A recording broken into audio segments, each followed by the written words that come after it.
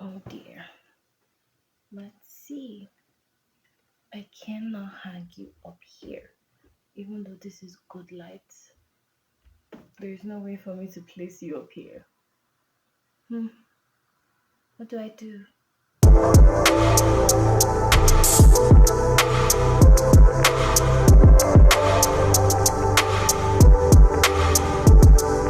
This wasn't the conversation we needed to have, honestly.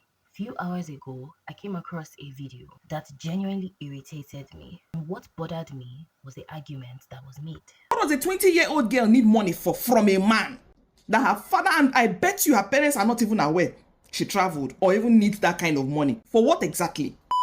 There's a time to discuss financial independence, unhealthy relationship dynamics, and personal responsibility. But when the catalyst for the conversation is a young woman who experienced rape and later died, the first question shouldn't be, why did she need money? The question should be, how do we prevent abuse of vulnerable people and ensure justice? Now I have questions.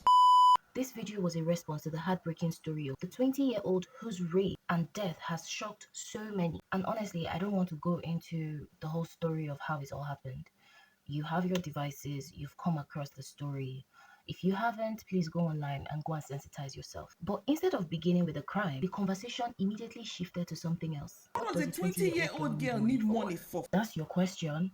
I want us to slow down and think about it because I don't think that's where this conversation should begin. When the story we are responding to is about the death and rape of a young woman, why does our first instinct become investigating the victim's financial motives? It saddens me to even refer to her as a victim. But let's move ahead. Why aren't we spending the same energy asking why someone would exploit another human being? One thing I noticed about this video is how the argument develops. It starts with one example, from young women to an entire generation to society itself.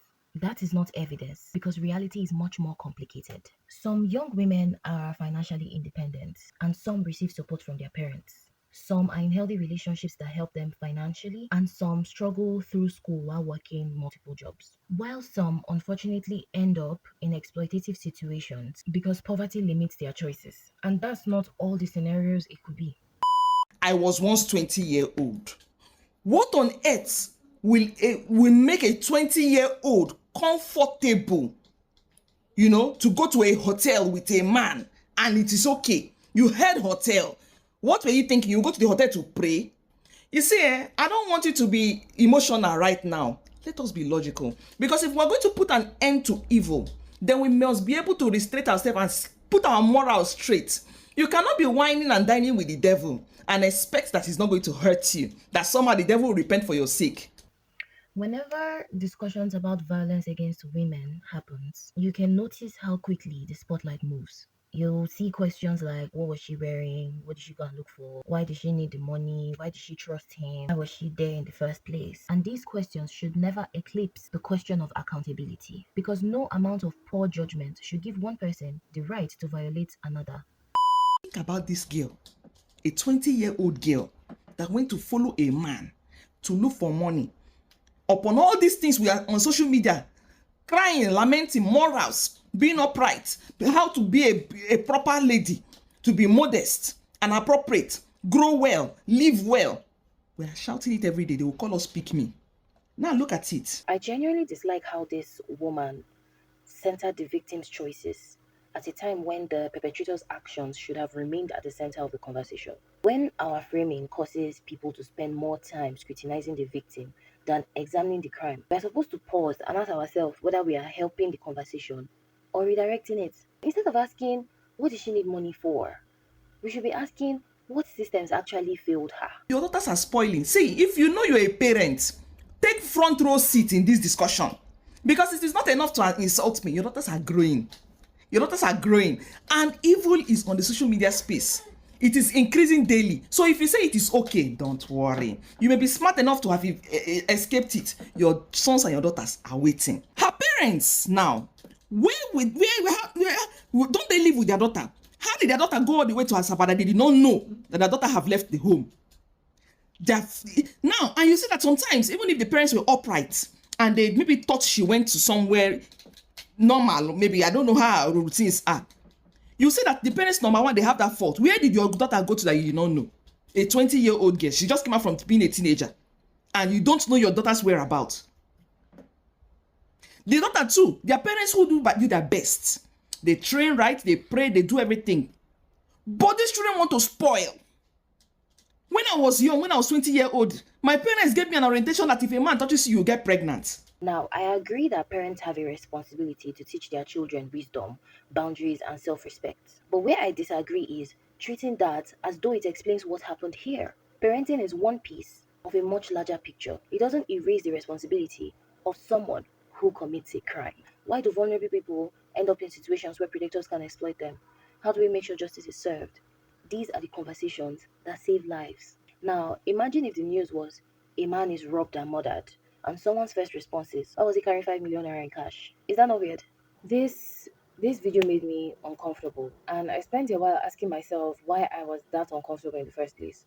And I think it's because this woman took this tragedy to be an opportunity to farm engagement and lecture women at the same time, instead of first asking what kind of society allows predators to exploit vulnerable people.